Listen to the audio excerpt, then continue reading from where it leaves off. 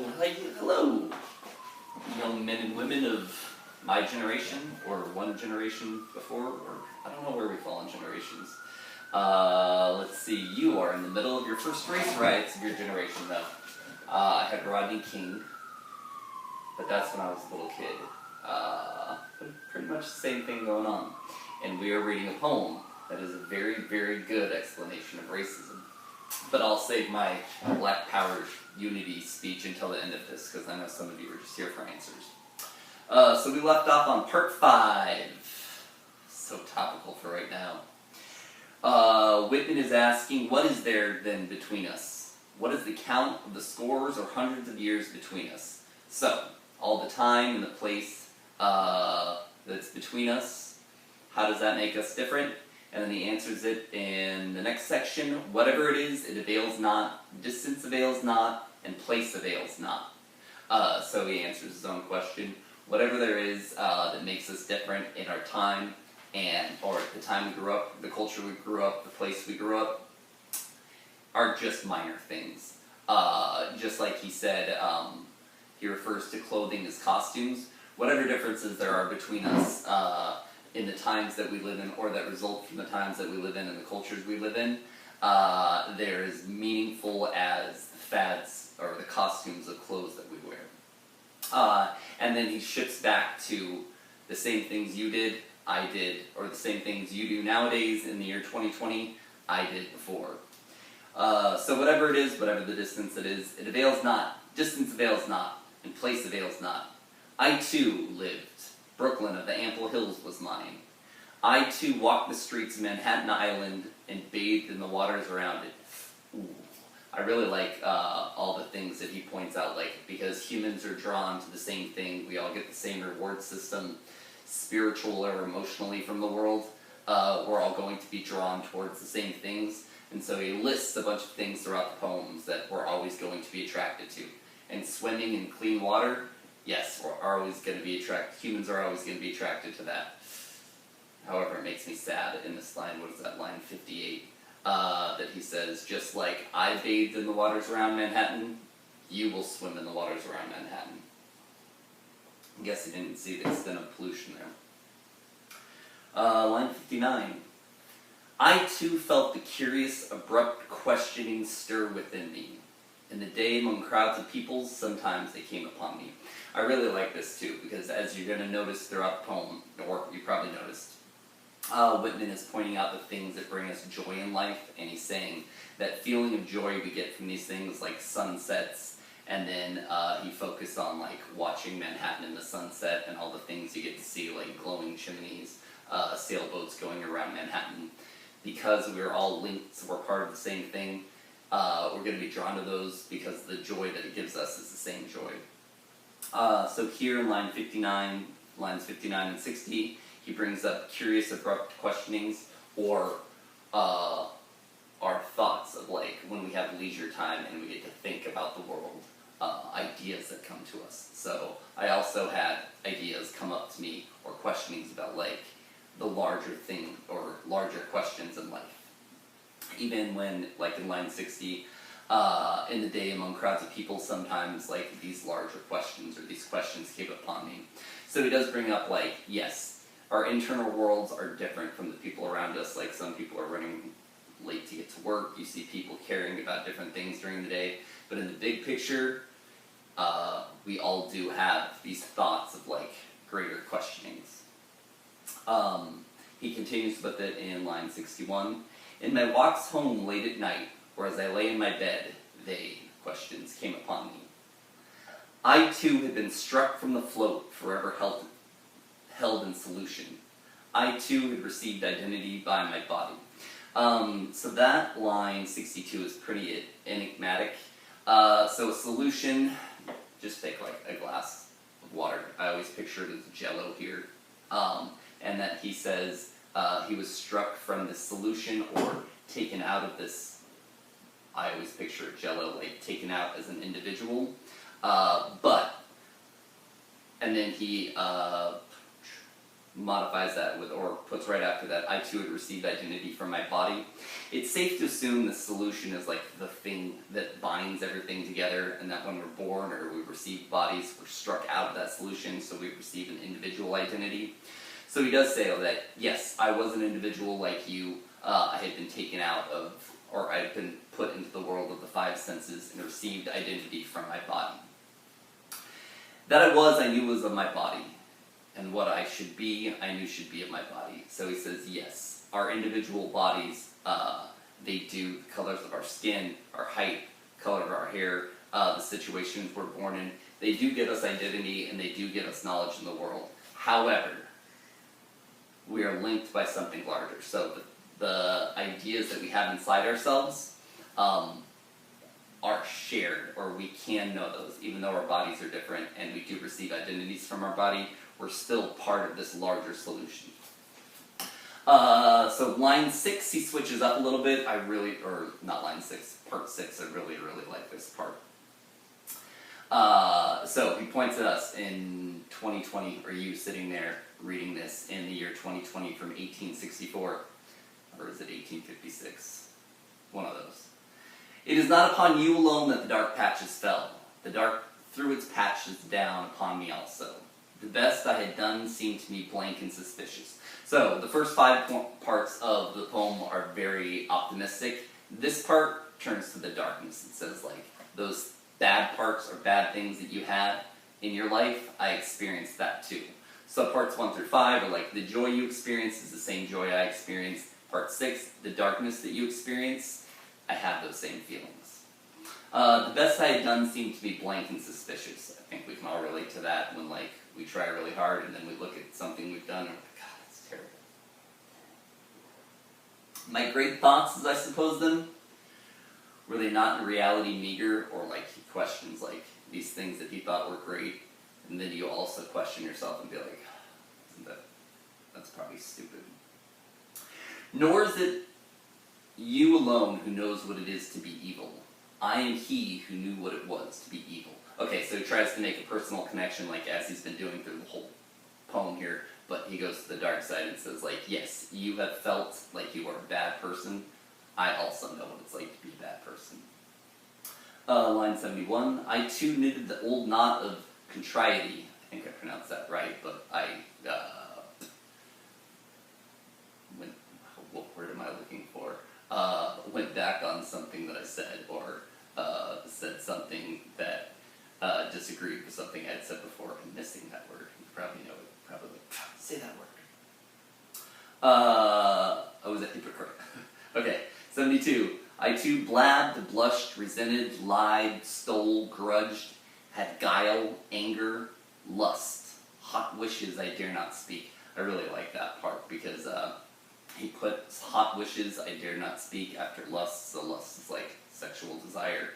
So he says, he gets this like very human emotional thing where people wish for things, but if you told it to somebody who was around you, they'd be like, you're a real deviant, aren't you?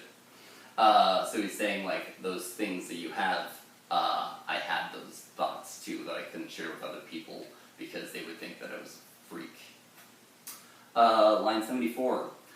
I was wayward, vain, greedy, shallow, sly, cowardly, malignant. The wolf, the snake, the hog, not wanting or missing in me. So he's saying, like, all those bad traits that you have, I also had those 164 years ago. Okay, so it was, 1856.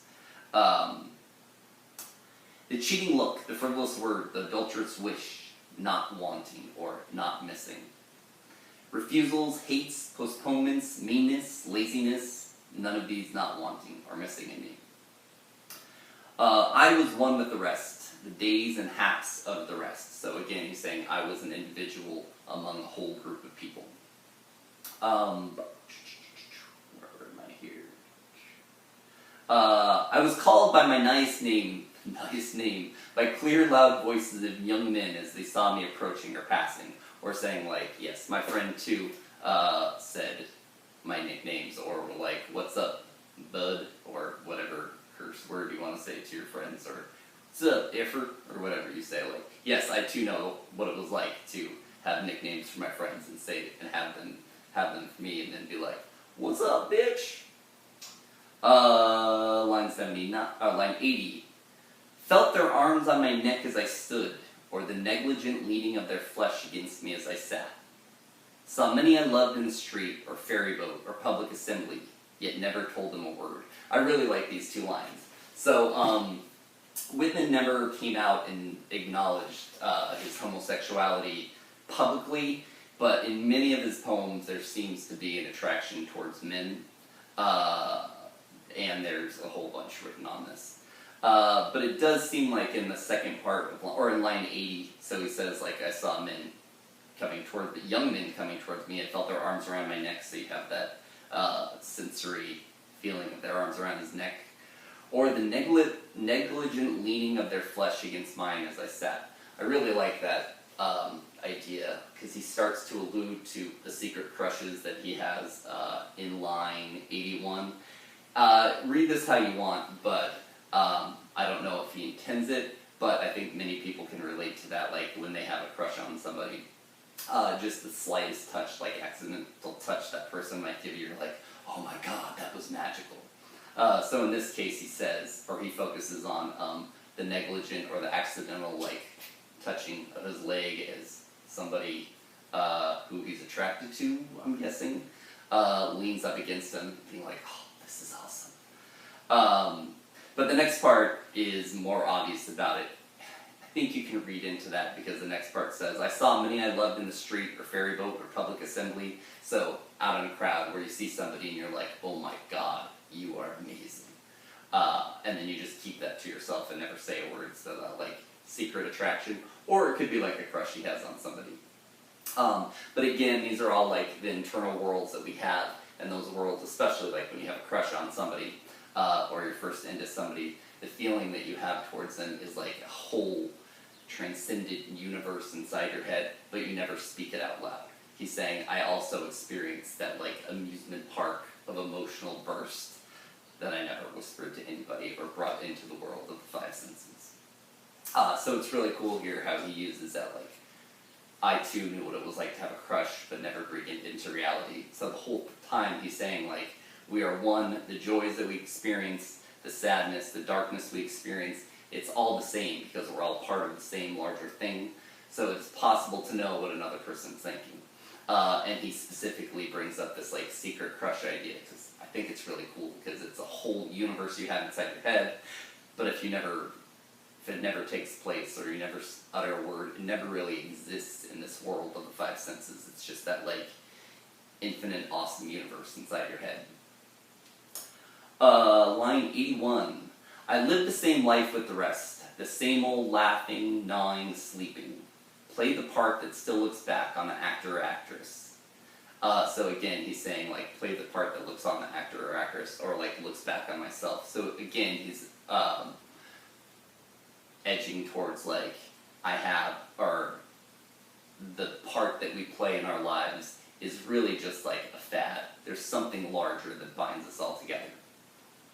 The same old role that is what we make it, as great as we like, or as small as we like, or both great and small. Okay, so at the end here he hits, what am I at? Only 13 and a half minutes, cool. So at the end here he claims that what we do in life is a role, like a role that we're playing. There's something larger or more meaningful that connects us all together. What I really like about Whitman, or, well, obviously it's a poem that strikes with, like, my own beliefs. But the reason I like it is that I really like the spiritual belief of the Romantics, as opposed to the existential idea that we are all just, our consciousness is the result of our flesh. And so each of us can have, like, a different flesh or a different physical makeup, which will impact our consciousness. The Romantic idea reverses that and says, like, we are all part of some larger force that exists outside us, and that force guides how our physical flesh reacts to the world. I think it's pretty neat in the time that we're living in, with the whole subject of racism, which basically comes from the idea that, opposite of what Whitman says, that time and place matter a whole lot. So, the place that we grow up and the culture we grow up in causes genetic differences to us, and that when we experience people with these different genetics, even though they're slight, they still cause a different type of consciousness, and then you have one genetic group here, one genetic group here, and if you look at them as different, inevitably you're going to say like, well, this genetic group is better and this one's inferior, this one understands something better, this one understands it less. So you get the view of one genetic group being better. But according to Whitman, he says this time and place that creates like slight genetic differences or slight cultural differences are just fads. So it says that time and place avails not, you men and women of a generation or ever so many generations hence, or different times and places. The slight differences between us, they don't matter because we're part of some larger thing. So our inner worlds that we all live in don't come from like our skin color or the culture that we grow up in. According to Whitman, they are just like little fads, and our inner worlds are similar because when we behold the sunset, or all the things that he talks about, like leisure time, the beauty and the happiness, the glories strung like beads on our everyday, like that feeling of joy and the feeling of sadness, the feelings of love and feelings of friendship that we experience in our inner worlds, those are given to us by some external force, or they exist externally. And when we connect to that external force, it rewards us all in the same way, so that we're all similar, as opposed to that the racist idea that because we come from different places, we see the world different ways and we experience joys and beauties and sadnesses all differently. So what I like about this is that there's an external force that, or in Whitman's and the Romantics' point of view, there's an external force that rewards us with like joys and happiness. The better we get, or the closer we get to this like understanding of something universal. So when we treat each other with dignity, like the golden rule, when we treat each other how we want to be treated, we're rewarded with more happiness. Whereas if that's broken down and you have like one group that's saying this group of a different colored skin tone, they're different from us, they don't deserve as much access to like sunsets or friendship or free time or leisure time because they're inferior. You have that resulting in some sort of, according in Whitman's point of view, you have that resulting in some sort of like imbalance in the world, because you're not getting these joys. Inevitably, you're going to have like social unrest like we're seeing all around us right now, until the balance is restored. So what's really neat about Whitman's point of view, or the Romantics' point of view, is that like the civil unrest and the unity that you're seeing for being like these people of like the Black Lives Matter movement, or just people of any skin color, deserve the same rewards and same joys as we have. All come from this like, I understand what it's like to have something good or to receive something happy. And this group is not receiving that. So you have the social unrest that's trying to restore balance, along with a whole bunch of people saying like, yes, I stand with these people, we should do this. Alright, that's all I have. Only 2 more videos left to go. See you next time, my people of my generation, or the generation after.